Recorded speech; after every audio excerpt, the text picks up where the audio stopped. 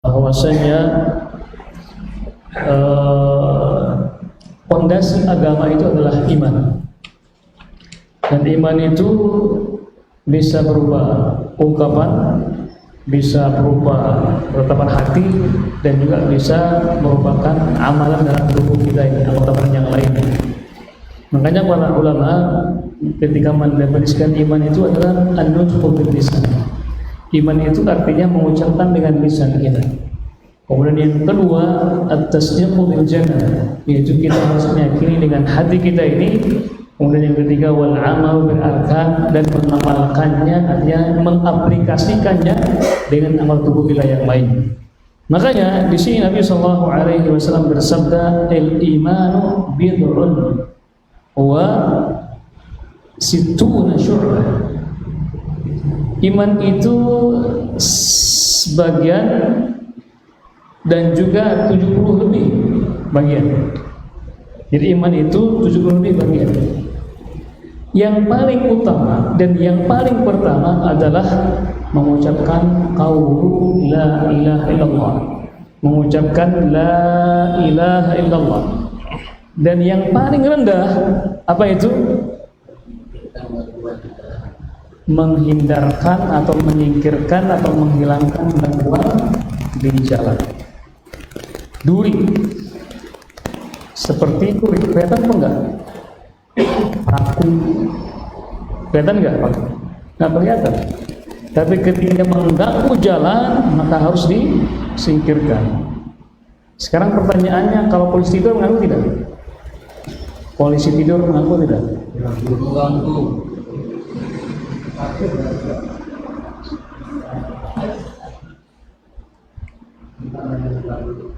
Di mana mengganggunya? Mengganggu khusus yang ngebut, bagian ngebut kan? Kalau yang nggak ngebut, ya, mengganggu itu sebagian orang atau semua orang terganggu dengan itu? Tergantung. Gimana tergantungnya? Kalau polisi tidurnya terlalu tinggi, ya, mengganggu. Mana lebih bahaya? Yang tidur apa yang bangun? Polisinya. Mana yang bahaya? Yang tidur apa yang bangun? Polisinya itu. Dua-duanya bahaya ya. Jadi ukuran bahaya mengganggu itu kalau hanya sebagian orang belum dikatakan, tapi kalau semua orang dikatakan mengganggu maka harus disingkirkan. Makanya termasuk seperti duri tadi. Duri tadi itu kan mengganggu, maka harus disingkirkan. Kemudian pengganggu yang lainnya seperti, nah sekarang ada khilaf di antara kita, apakah polisi tidur itu mengganggu atau tidak? Begitu. Apa tujuannya ditaruh atau diletakkan polisi tidur itu? Apa tujuannya? masalahnya orang gabut. Agar orang tidak gabut. Yang lainnya? Abu Sakinah gimana? Apa maslahatnya? Apa mudaratnya? Kalau yang di dalam kampung biasanya yang punya anak kecil,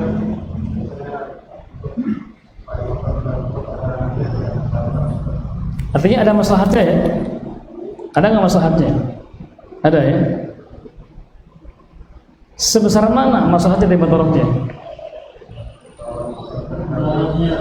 Ya? 50-50. Masya Allah.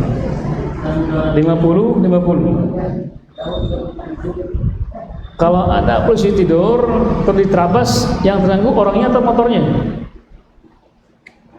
Motor sama orangnya. Kalau bentor lupa sama bentornya sama yang Masya Allah. Ini pengalaman pribadi deh. Pengalaman pribadi ya. Orang hamil. Kalau hamil juga.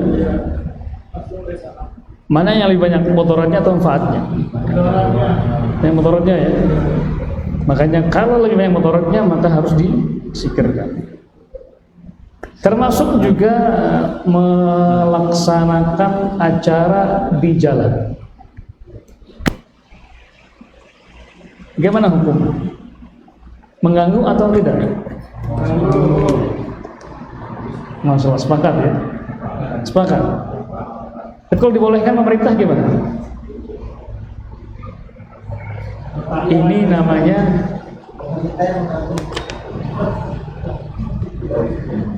ya kita harus menimbang. Jalan itu digunakan untuk jalan atau acara. Ya, manfaatnya apa? Jalan itu digunakan untuk orang jalan, untuk pengguna jalan. Nah, ketika ada orang buat acara, berarti dia bukan pengguna jalan, tapi pengguna acara. Itu pengguna acara, bukan buat. Maka ini memanfaatkan sesuatu yang bukan pada tempatnya. Ini yang namanya kezaliman. Maka yang salah itu adalah yang buat acara. Yang salah itu adalah yang buat acara. Makanya antum jangan memberikan contoh kepada yang lainnya. Mentang-mentang antum sebagai kepala desa misalnya, ketua RT RW, ini daerah saya yang punya, enggak. Antum harus memberikan contoh yang baik. Jalan itu digunakan untuk jalan, jangan digunakan untuk acara, karena itu namanya kezaliman. Apa zalim itu? Meletakkan sesuatu yang bukan pada tempatnya. Paham ya? Kenapa? Itu bagian dari keimanan kita. Nabi Shallallahu Alaihi Wasallam memerintahkan kepada kita menyingkirkan gangguan. Sekecil itu kan, duri misalnya, ganggu tidak? Ganggu. Nabi kita menyingkirkan. Bagaimana kalau kita buat acara yang lebih besar? Yang gangguan juga lebih besar kan? Maka seharusnya juga kita menghindarikan itu caranya. Terus kita diundang di acara itu. Diundang di cara yang tempatnya di jalan. Hadir tidak? Hadir enggak? Enggak? Masya Allah. Masya Allah. Ya, karena antum diundang, maka kewajibannya menghadiri, tapi sebatas hanya menghadiri saja. Jangan mengganggu jalan. Terus apa kaitannya iman itu dengan mengucapkan la ilaha illallah dengan menyingkirkan gangguan di jalannya?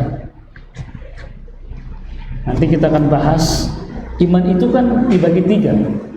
Ada yang di lisan, ada yang di hati, ada yang di perbuatan kita. Mengucapkan la ilaha di mana? Di lisan. Yang paling rendah apa tadi? Dengan anggota tubuh kita, yaitu menyingkirkan apa? Menyingkirkan gangguan dari jalan. La ilaha illallah ini menjadi pondasi dalam kita beragama. Apa artinya? Artinya fokus kita dan konsentrasi kita harusnya fokus kepada mengucapkan la ilaha illallah dan Muhammadar Rasulullah. Dan apa konsekuensinya? Jangan hanya kita fasih mengucapkannya, tetapi nggak paham kandungan dan maknanya. Atau nggak fasih juga membacanya, bahaya juga kan? Sudah nggak paham maknanya, nggak fasih juga mengucapkannya. Asyhadu an la ilaha illallah wa asyhadu anna Muhammadar Rasulullah. Kenapa ada banyak orang, banyak di antara muslimin yang mana dia itu mengurusi hal yang lebih berat daripada itu. Padahal yang ini dia belum paham. Dia ingin mengatur negara, komentarnya itu mengatur ibu kota negara, komentarnya itu mengatur tentang bagaimana rezim ini, bagaimana dan segala macamnya itu babnya tinggi itu. Antum ngomong gitu, bab taharus sudah habis belum? Bab taharus sudah habis belum? Bab taharus udah belum? Bab taharus udah hafal belum bab taharus? Itu masalah al-imarah itu. Kepemimpinan itu nanti babnya. Kalau Imam Muslim dalam kitabnya itu meletakkan di paling terakhir bab tentang kepemimpinan. Bab terakhir di kitab terakhir. Nah, kita ini udah hafal belum? Apa tuh kunci-kunci la ilaha illallah? Apa kunci-kuncinya? Apa syarat-syarat la ilaha illallah? Apa konsekuensinya? Apa definisinya? Apa maksudnya? Dan segala macam. Berapa paham belum? Kalau nggak belum paham, stop. Jangan lu ngomong masalah-masalah ini. Ini dulu, antum tuntaskan. Masalah taharus gimana? Hafal belum? Gimana tayamum yang benar? Gimana wudu yang benar? Gimana kalau antum istinja? Jangan marah. Gimana kalau untuk istijmar? Udah hafal belum? Gimana kalau safar? Gimana yang lebih utama? Qasar atau jama' dan segala macam. Kalau antum belum fasih dan belum bisa paham tentang jama' qasar, jangan ngomong masalah pemerintah. Jangan ngomong. Kenapa? Dalam ilmu ilmiah saja, ketika antum mempelajari ilmu matematika, apakah langsung membahas masalah aljabar? Aljabar ya? Tahu ya aljabar ya? Apa langsung atau dari bawah dulu?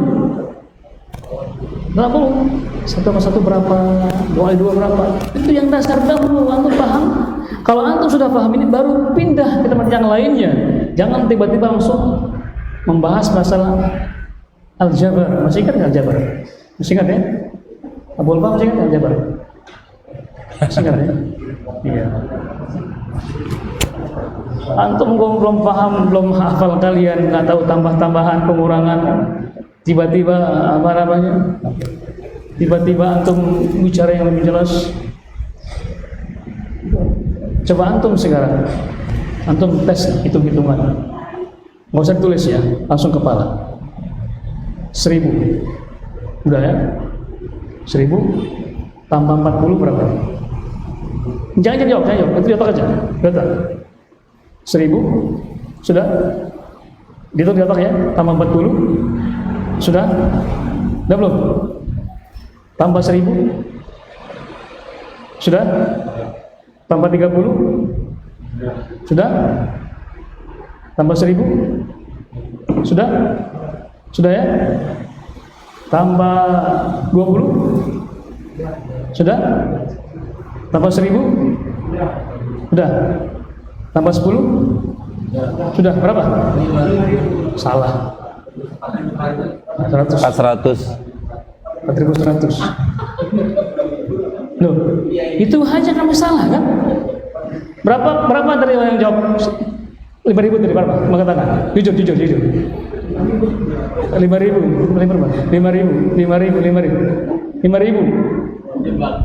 ya, 5.000. Yang betul 4.100. Itu aja masih salah kan? Itu baru tambah-tambahan. Aborsinya berapa? Antum kejebak tadi. Kejebak. Itu baru standar kan? Kita saja yang itu aja belum kita paham, gimana lagi yang lebih yang lainnya? Pahami dulu ini. La ilaha illallah. Nabi yang mengatakan demikian, afdhaluha, yang paling utama itu adalah mengucapkan la ilaha illallah. Paham enggak maknanya? Paham enggak syarat-syaratnya? Paham enggak konsekuensinya? Enggak tahu belum? Syirik ya, bukan syirik. Rukun-rukunnya itu, syarat-syaratnya. Kalau belum paham, jangan dulu ngomong masalah lebih tinggi daripada itu. Ya, lanjut. Al-Hafiz Ibnu Hajar telah meringkaskan dalam hal tersebut di dalam kitabnya Fath al-Bari. Sesuai keterangan Ibnu Hibban, beliau berkata cabang-cabang ini terbagi dalam amalan hati, lisan, dan badan. 1. Amalan hati. Jadi Al-Imam Ibnu Hajar dalam syarahnya, beliau mensyarah kitab Sahih Al-Bukhari. Nama kitabnya Sahih Al-Bukhari, itu milik yang disusun oleh Imam Al-Bukhari, kitab sahihnya. Datang Ibnu Hajar Al-Asqalani menjelaskan, itu ada belasan jilid syarahnya. Hadisnya sekitar 5.000-an. Satu kitab tebal, syarahnya itu bisa sampai 20-an dengan muqaddimahnya, syarahnya itu. Fathul Bari, syarh Sahih Al-Bukhari. Al-Hafidz Ibnu Hajar menukil pendapatnya atau pesyarahnya Ibnu Hibban dalam buku tersebut. Bayangkan hadis tentang iman itu banyak. Beliau meringkasnya menjadi 3. Iman itu menjadi 3. Ada amalan hati, ya, itu seperti apa? Seperti apa? Seperti apa? Tauhid. Niat terus ikhlas. Ya, ikhlas, niat sama. Bagi amalan hati, sabar, tawakal, cinta, benci, itu kan hati. Cinta itu diucapkan pada hati, ya. Hasad, ya. hasad, iri, dengki, cinta itu amalan hati. Mana bukti cintamu? Belah lihat aku katanya. Berarti cinta itu di sini kan? Kenapa kalau diucapkan terkadang orang nggak percaya gitu? Gombal katanya. Ya, benarnya? Sering gitu. Sering apa sudah atau gimana? Jadi terkadang orang nggak percaya, gombal. Apa katanya? Lelah dan aku. Berarti cinta itu bukan amalan lisan, tapi amalan hati. Ikhlas, niat, tawakal, sabar, benci, cinta itu amalan hati. Termasuk niat amalan hati. Lisan, apa contoh lisan? Baca Quran, kemudian zikir, apa lagi? Doa, apa lagi? Azan, masya Allah, ahsan, azan. Semua yang dilafadzkan. Nah, terkadang banyak di antara kaum muslimin menukar. Terkadang amalan lisan diletakkannya di hati. Terkadang amalan hati diletakkan di lisan. Apa contohnya? Contohnya melafadzkan niat. Niat itu amalan lisan atau amalan hati? Amalan hati. Maka letaknya di mana? Di hati. Jangan ditukar. Jangan ditukar. Oh, saya sudah melafadzkan niat katanya. Niat itu enggak dilafadzkan. Niat itu di mana? Di hati. Antum ketika niat makan, apakah antum mengatakan saya mau makan 2 piring hari ini? Begitu kan enggak? Enggak kan? Kalau antum sudah ambil piring, ambil nasi, enggak perlu dilafadzkan saya makan, enggak makan aja, karena niat itu di hati dan tidak dilafadzkan dan tidak diucapkan. Karena lafaz itu kemana? Ke lisan. Ya, lafaz itu di mana? Di lisan, diucapkan. Nah, orang nggak sering menukarnya. Udah baca bismillah belum? Sudah di mana? Di hati kan? Betul nggak? Oh, sudah di hati. Bismillah itu lafadznya. Lafaz di mana letaknya? Di mulut. Jangan ditukar. Niat malah letaknya di hati, malah dilafadzkan. Basmalah harusnya di lisan, malah di hati. Jangan ditukar. Ini yang sering kita tidak paham di sini. Banyak kaum muslimin yang nggak paham ini. Udah baca bismillah belum? Sudah di mana? Di hati. Nggak begitu beragama. Harus namanya proporsional. Apa itu artinya proporsional? Menempatkan sesuatu pada tempat. Itu namanya proporsional. Kemudian amalan badan, ya seperti yang kita kerjakan, seperti wudu, sholat dan yang sebagainya. Nah, lanjut. 1. Amalan hati.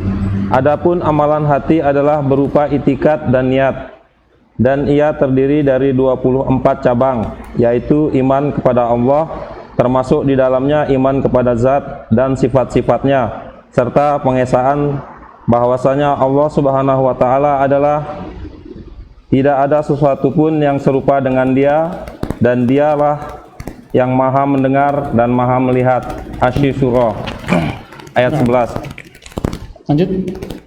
Dan beritikat bahwa selain Dia adalah baru makhluk, beriman kepada Allah, beriman kepada malaikat-malaikat, kitab-kitab dan rasulnya, beriman kepada qadar, ketentuan Allah yang baik maupun yang buruk, beriman kepada hari akhir, termasuk di dalamnya pertanyaan malaikat di dalam kubur, kenikmatan dan azab di dalam kubur, kebangkitan dan mengumpulkan di padang mahsyar, hisab perhitungan amal, mizan timbangan amal, syirat titian di atas neraka, surga dan neraka, kecintaan kepada Allah, cinta dan marah kepada Allah, kecintaan kepada Nabi SAW, dan yakin atas keagungan beliau, termasuk di dalamnya bersalawat atas Nabi SAW dan mengikuti sunnahnya.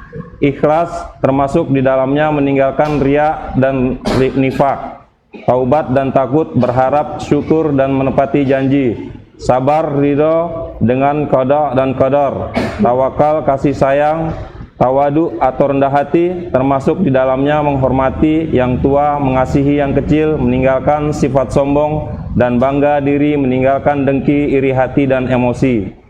Ya, itulah diantara amalan hati. Termasuk besarannya itu adalah rukun iman itu. Rukun iman ada berapa? Ada 5 ya? 5 apa 6? Nggak berubah. Rukun yang pertama berapa? Iman kepada Allah. Yang kedua, ini pelajaran SD. Yang ketiga, Rasul. Yang keempat, ya, 4 Rasul. Yang ketiga, kitab. Yang kelima, ya, kelima di akhir. Yang keenam, qadar. Cuma 6 ya, nggak 7. Yudan berapa? 5 apa 6? Coba ulang. Iman kepada Allah. Malaikatnya enggak? Ya, terus? Astagfirullahaladzim. Nah ini, jadi pelan SD. Gimana kita mau bahas yang lebih luas daripada ini? Rukun iman aja kita masih lupa. Nggak apa, ingat lagi. Yang pertama rukun iman kepada Allah. Yang kedua iman kepada malaikat. Yang ketiga kitab. Yang keempat Rasul. Yang kelima hari kiamat. Yang keenam qadar. Bisa diulang nggak?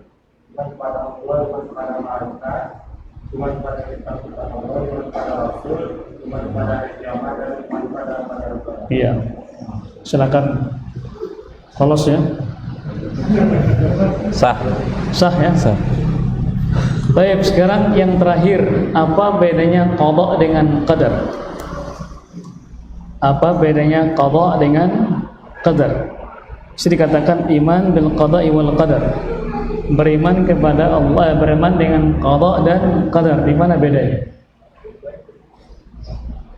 Di mana bedanya qada dengan qadar?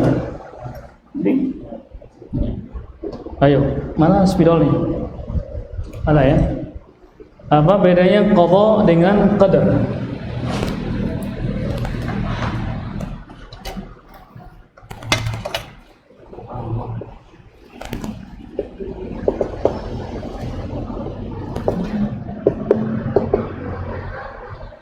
Ayo searching. Ayo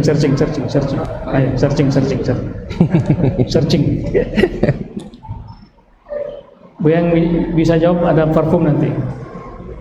Itu parfum di dalam lemari sana ada gelas besar. Minta sama pulpen nanti. Tinggal bawa botol kosong aja, tinggal isi sama pulpen.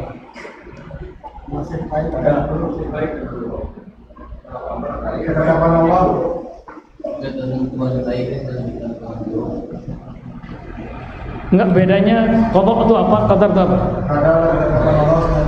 Qadarnya?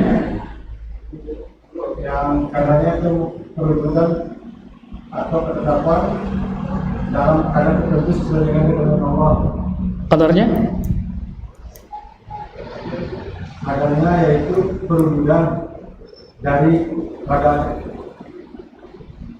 Itu dapatnya di Mendikbud ya? Ya.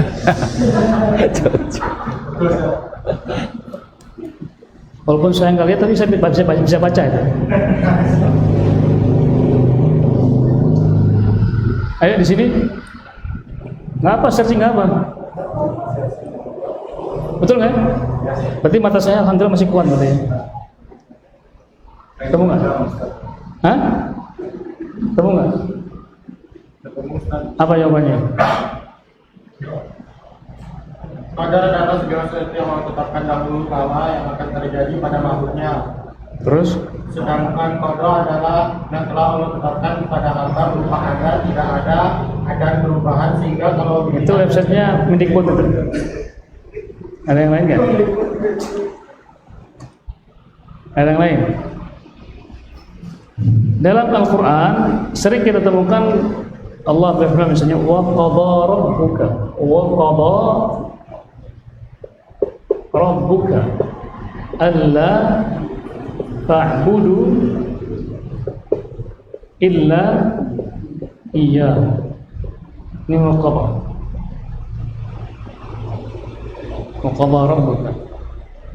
Kemudian takdir juga banyak ayat Allah dalam Al-Quran menjelaskan tentang takdir. Wa qaddarnahu taqdira wa kana amrun maqdura. Jadi qadha dan qadar itu sama-sama Pak, ketetapan. Sama-sama ketetapan.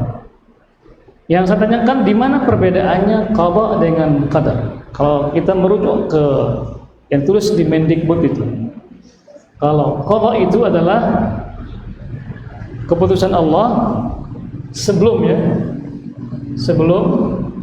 terjadi. Kalau qadar itu keputusan Allah yang sudah terjadi ya, terjadi. Jadi contohnya kalau Yunan misalnya ditakdirkan nikah, ya kan, nikah misalnya kan gitu. Kalau sebelum terjadi maka masih jadi qadha. Kalau sudah terjadi maka sudah menjadi qadar. Itu rujukannya Mendikbud. Kenapa senyum-senyum? Misalnya kan begini.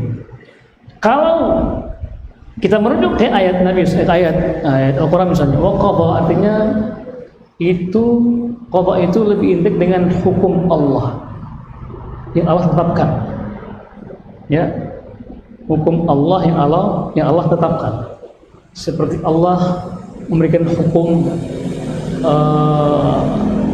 babi haram misalnya. Babi itu haram. Itu masuk ke qadha. Lebih ke hukum Allah yang sudah baku. Kalaupun nantinya diantara, karena apa alasan Allah mengharamkan babi? Karena apa? Karena ada di dalam tubuh ada biji-biji cacing ya. Apa namanya? Ya, itulah. Nah, gimana nantinya ada penemuan, ada makanan yang bisa menghilangkan cacing itu, bisa menetralkan nama makanannya. Apakah berubah jadi halal? Tidak. Kenapa? Karena sudah menjadi ketetapan Allah.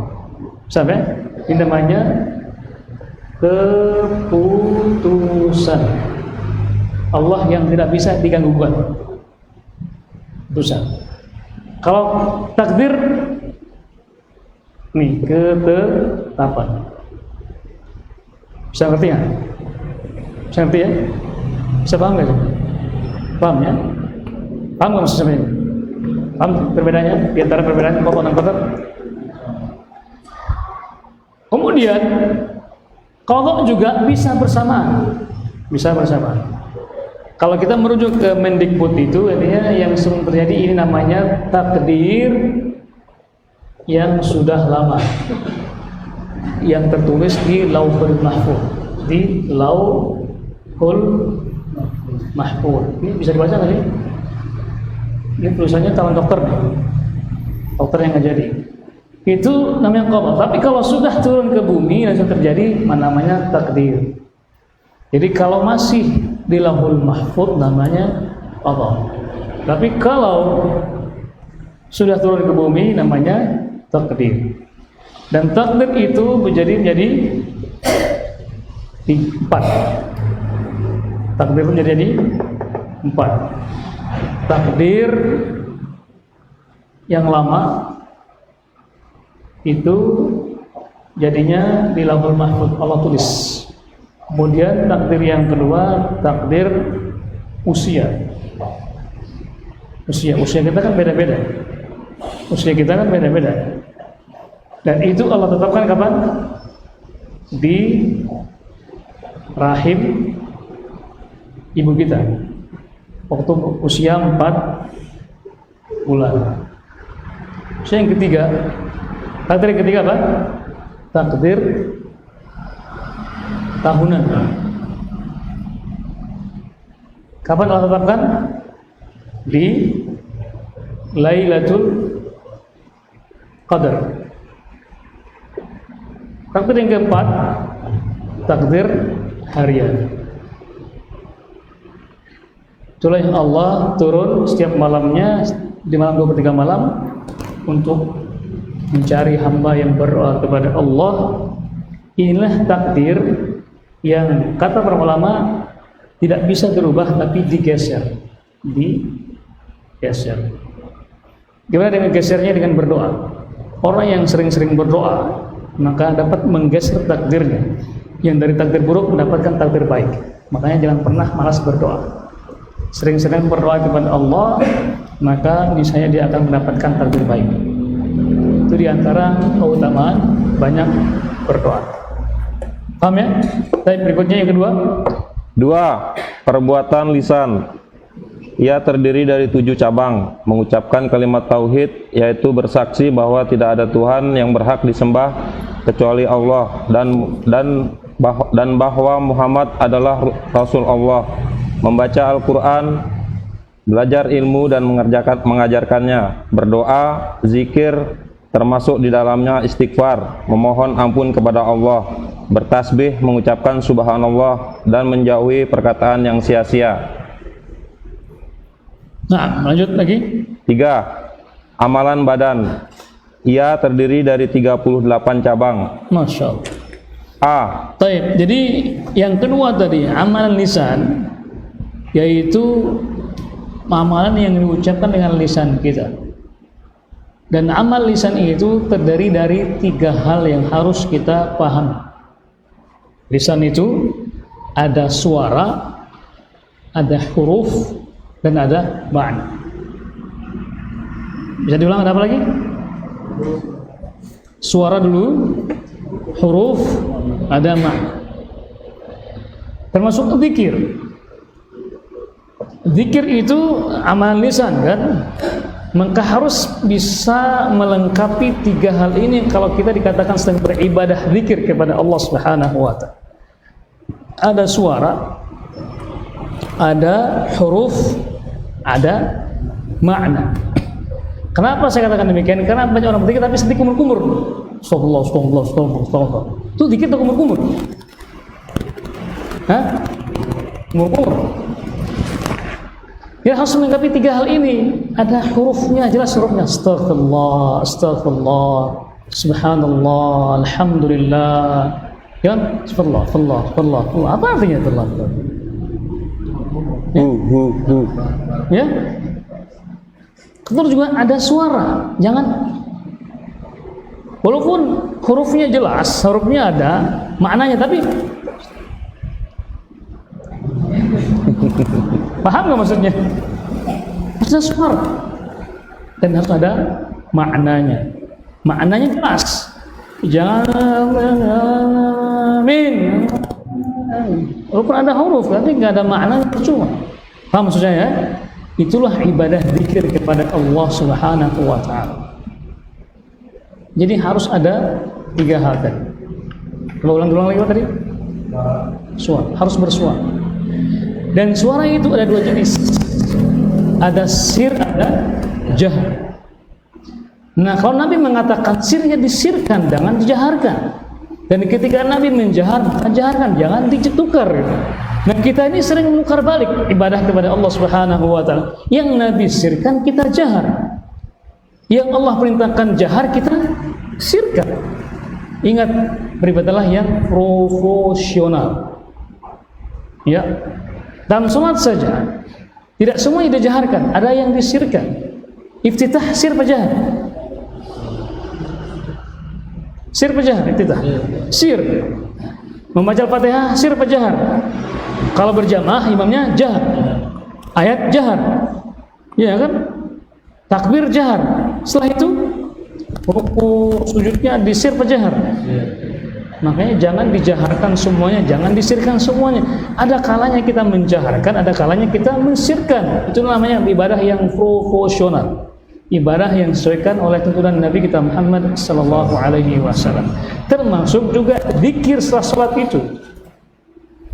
Zikir itu apa kata Nabi sallallahu alaihi wasallam? Allah berfirman apa? Siapa yang nyuruh kita berzikir? Allah Subhanahu wa ta'ala. Dan bagaimana cara kita berzikir kepada Allah? Jahar apa sir? Apa dalilnya? Apa dalilnya?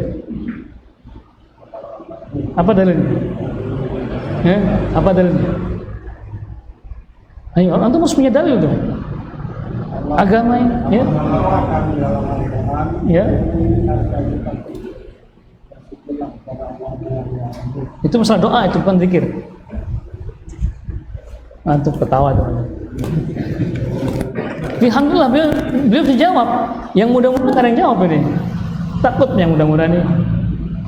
Apa dalilnya Allah nyuruh kita berzikir dengan sir? Al-A'raf 205. Masya Allah, silakan buka ayatnya tapi. Buka ayatnya. Nah, ketemu ayatnya nggak? Baca situ, cari situ.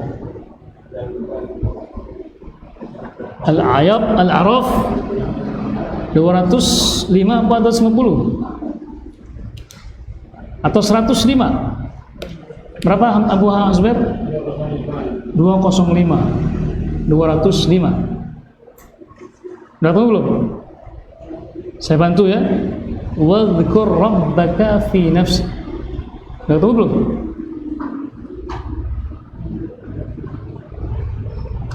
Ayo, yang mudah-mudah ayo cari biar tahu dalilnya. Jangan katanya, harus antum punya dalil juga.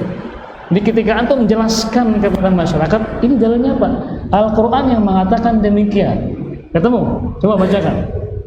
Dan ingatlah Tuhanmu dalam hatimu dengan rendah hati dan rasa takut, dan dengan tidak mengeraskan suara. Nah, wadunal jahri minal qaul, dengan tanpa mengeraskan suara. Ini jangan-jangan ini nanti diedit ya. Ini ayat yang berkata demikian. Allah yang berfirman, Allah yang menyuruh kita berzikir, Allah juga yang menyuruh kita untuk tidak mengeraskan suara. Kenapa? Ini mungkin karena wallahu ta'ala alam, masyarakat kita mungkin karena hawa nafsunya atau karena kejahilannya kita memahami, harus memaklumi. Sudah pakai mic, udah keras suara pakai mic lagi. Itu kan malah seakan-akan menantang gitu. Sudah dikeraskan suaranya, ditambah pakai mic lagi, kan tambah keras kan? Padahal Allah menyuruh kita apa? Wadhkur rabbaka fi nafsika tadarruan wa khifah wa dunal jahri minal qaul. Allah tekankan dua kali. Sebutlah nama Tuhanmu, berzikirlah fi nafsika, dalam dirimu. Dalam dirimu. Khusyuk, tentram, rendah diri. Jangan teriak-teriak. Karena kebanyakan muslimin ketika berzikir sudah teriak, malah ada yang sambil joget-joget, ada yang sambil mutar-mutar kepalanya, ada yang pakai musik. Na'udzubillah, summa na'udzubillah. Antum itu ibadah atau dangdutan? Ini ibadah kepada Allah itu harusnya khusyuk, syahdu. Allah nyuruh kita demikian, rendah diri, merendahkan diri, tadarruan, merendah, kemudian dengan rasa takut. Wadunal jahri minal qaul, dengan tanpa mengeraskan suara. Subhanallah, subhanallah, alhamdulillah, alhamdulillah, Allahu akbar. Itulah dengan selirih kita itu berzikir kepada Allah Subhanahu wa taala, bukan dengan teriak-teriak. Kenapa? Kita sedang memuji Allah. Kita sedang memuji Allah. Maka Allah itu Maha mendengar suara kita, maka kamu teriak. Antum misalnya ketika antum memuji orang dengan teriakan atau dengan syahdu, Masya Allah, Mas Yunan, Masya Allah, orangnya baik sekali, kan begitu kan memuji orang. Dia bilang, oh Yunan ini, oh gini-gini, nggak pantas memuji orang demikian. Apalagi memuji Allah, memuji manusia saja kan harus dengan suara yang pelan. Kalau teriak-teriak bukan pujian, namanya penghinaan. Apalagi kita memuji Allah Subhanahu wa taala dengan suara yang pelan, lirih. Kalau dengan teriak-teriak itu namanya penghinaan, bukan dengan puji. Bisa ngerti ya? Itulah amalan lisan kita, harus memenuhi 3 hal tadi itu. Dengan suaranya, kemudian dengan maknanya, dan juga dengan ada hurufnya jelas. Kemudian masalah amal lisan, nanti silakan kita bahas di pertemuan berikutnya insyaallah, karena ini akan bahasan sangat panjang sekali. Tapi sebelum kita akhiri, kita cukupkan sampai di sini. Mungkin ada yang perlu ditanyakan, disampaikan, atau mungkin dikoreksi. Silakan. Masih ada waktu ya? 1 menit. Adzan dulu, fadhol. Adzan dulu, fadhol.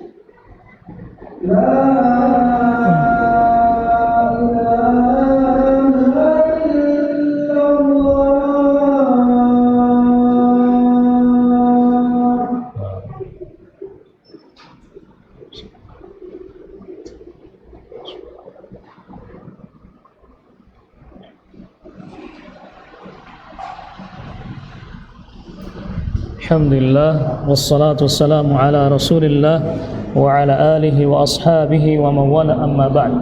Baik, sebelum kita lanjutkan ke salat berjamaah, mungkin ada yang perlu disampaikan lagi, ditanyakan?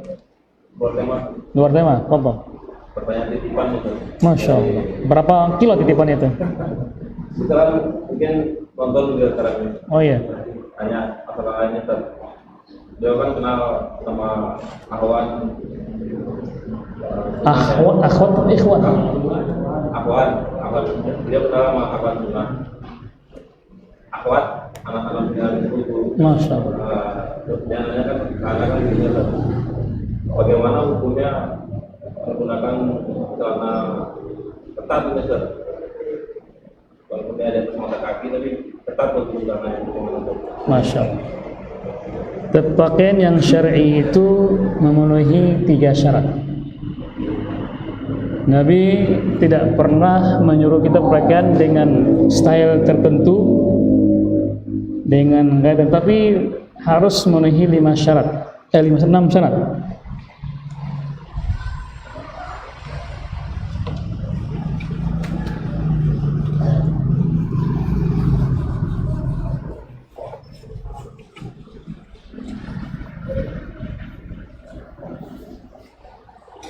Jadi ini buat laki perempuan ya. Yang pertama harus menutupi aurat. Itu yang utama. Harus menutupi. Mana aurat laki-laki dan mana aurat perempuan? Ayo, laki-laki mana auratnya?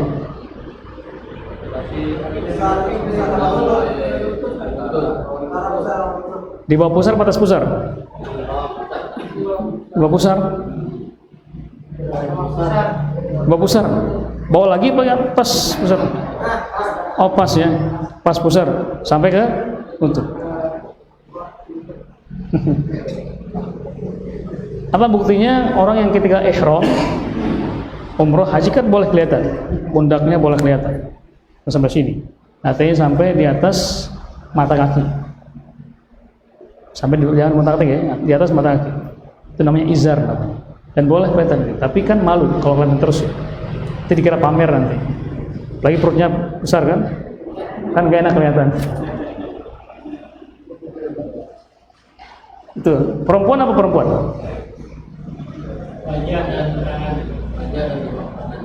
Auratnya itu, selainnya enggak?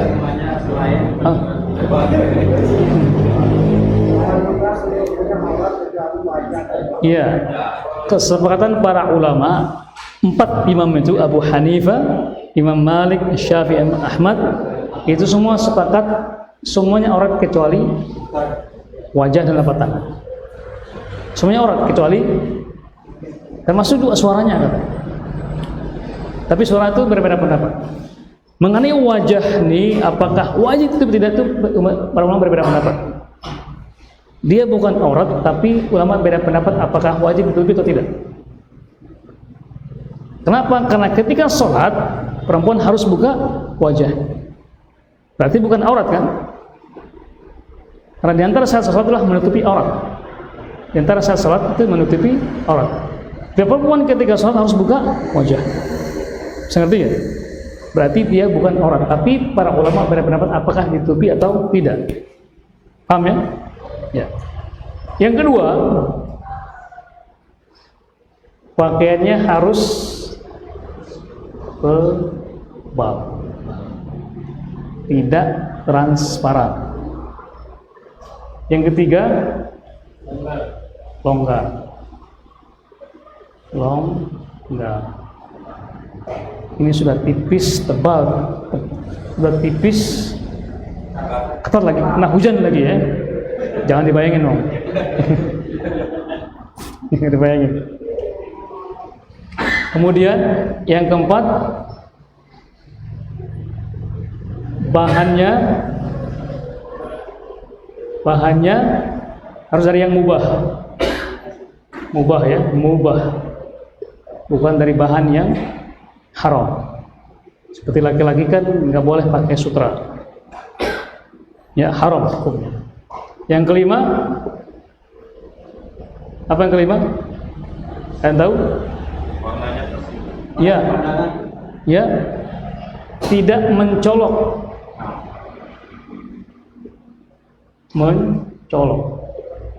Dalam istilah agamanya syuhra namanya. Syuhra. Artinya tidak mengundang perhatian orang lain. Tidak mengundang apa tadi? Iya, tidak mencolok. Artinya syuhra namanya. Pakaian yang dia sendiri, yang lainnya itu sama atau tiba-tiba dia bela sendiri gitu. Itu namanya syuhra namanya. Berbeda dari yang lainnya. Yang keenam, apa yang keenam? Iya, tidak sah ya. Tidak namanya tasyabbuh. Tasyabbuh ya. Tasyabbuh dengan orang apa tadi? Dengan orang kafir. Artinya pakaian mereka itu ciri khas mereka ketika beribadah, maka jangan samakan. Ini buat laki perempuan. Termasuk ini khusus buat laki, ini 7, tidak isbal. Tidak isbal. Ini yang 7. Nah, dari yang tanya tadi Kalau sudah ada 6 ini, maka dia dikatakan pakaian yang syar'i. Ketika ketat, walaupun tidak isbal, maka itu tidak syar'i. Harus tidak. Tutup aurat, tebal, longgar, bahannya harus mubah, tidak mencolok, modelnya, warnanya, kemudian tidak tasyabbuh, dan bagi laki-laki tidak isbal, maka itulah pakaian yang syar'i. Terserah antum mau pakai batik, mau pakai apa, terserah. Yang penting, ya, ini tadi. Apapun warnanya, apapun modelnya, stylenya, mau gaya Sunda, gaya Sumbawa, pakaian adat, asal jangan pakai Papua ya. Kalau jeans, Jin apa? jeans, Jeans. Jin dipakai ya? Jin itu kan dihindari. bahannya celana jeans. Nggak apa-apa, yang penting itu tadi. Nggak apa-apa. Yang penting memenuhi syarat tadi itu. Ya. Bisa ngerti ya? Jadi silakan antum berpakaian, yang penting jangan tadi. Kalau pakaian yang tadi yang Papua tadi seperti ini nggak bagus berarti. Yang penting itu tadi. Intinya jangan melanggar satu di antara 6 tadi itu. Bisa ngerti ya? Mau pakai adat Sumbawa, pakai adat Papua, silakan. Yang penting syar'i. Paham ya? Baik, cukup. Kita akhiri dengan doa majelis. Subhanakallahumma bihamdika asyhadu an la ilaha illa anta wa astaghfiruka wa atubu ilaik. Wassalamualaikum warahmatullahi wabarakatuh.